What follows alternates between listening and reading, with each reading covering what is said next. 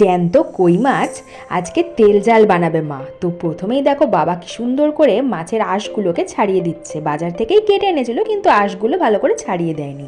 তো তারপরে মা মাছগুলোতে নুন হলুদ মাখিয়ে একদম ভালো করে মাছগুলোকে এবার ভেজে নিচ্ছে। তো আমাদের মাছ ভাজা পুরো রেডি।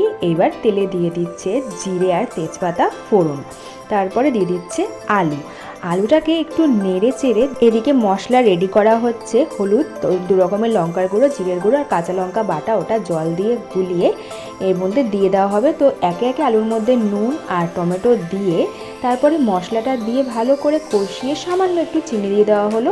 তো দেখো মশলা কষে এসেছে, তেল ছেড়ে দিয়েছে। তারপর দিয়ে দেওয়া হলো জল।